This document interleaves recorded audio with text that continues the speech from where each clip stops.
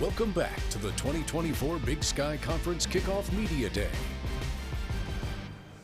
Welcome back to the Big Sky Kickoff here at the Northern Quest Casino and Resort in Spokane, Washington. Megan Robinson, Kyle Hansen, your host, and we're excited to be joined by Montana State head coach Brent Vigen. Brent, thanks so much for joining us here. In second place in both the polls for the Montana State Bobcats. Expectations always high, so give us your early thoughts on that in this upcoming season. Well, expectations are high. That's how we want it. Preseason polls are a lot of times a reflection of previous year, who you're returning. I know we finished near the top last year.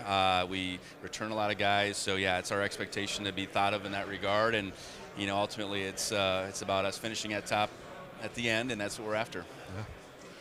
Coach, last season your defense ranked 31st in the nation in total defense, third in the Big Sky. You have Brody Greedy, the preseason defensive player of the year in the Big Sky. How do you move up to 2 or 1?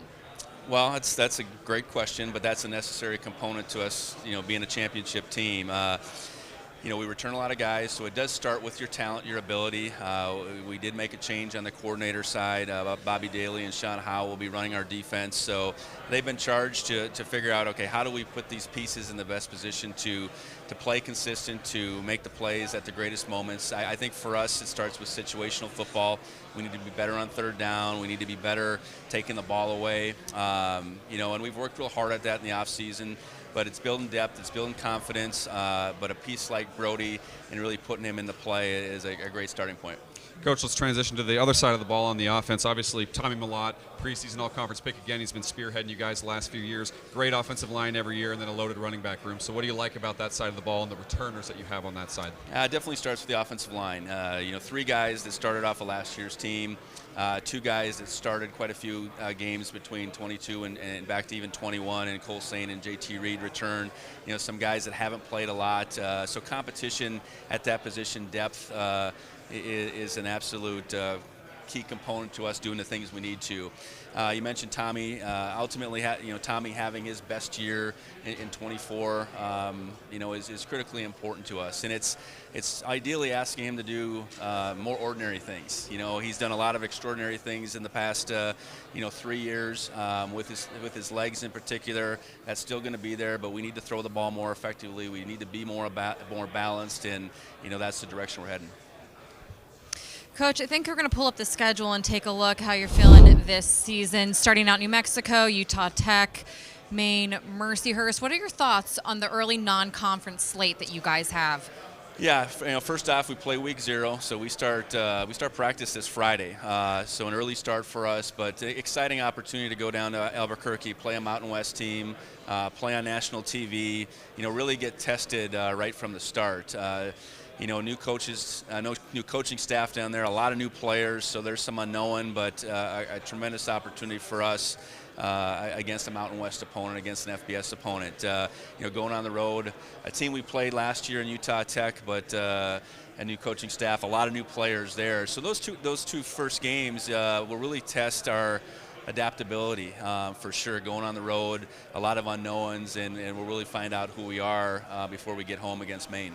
Last year, you guys really ran the gauntlet with the schedule, right? I mean, it was just a murderer's row of some of the best teams in the Big Sky, and you guys had a successful season with that. So how much do you take away from that? But also another big thing is health. Like, how big is that? Because you guys were battling a lot of things like that, too, and that's got to be a focal point, I imagine, in your eyes. Yeah. It's about depth. It's about, building up more guys that we can trust on a Saturday. We play 12 games in 14 weeks, so we got to be smart about, even how we handle our bye weeks, and recovering, regrouping with those opportunities. Our conference is one that, no matter who you play, where you play them, you're going to get an opponent that's coming after you, and we need to be ready for that. But that non-conference season's got to allow some things to play out. So hopefully over the long haul, we're counting on a whole host of guys, not just a small grouping of guys. We have a lot of seniors that this will be their last go-around, and it does start with that group first and foremost. Mm-hmm. Yeah.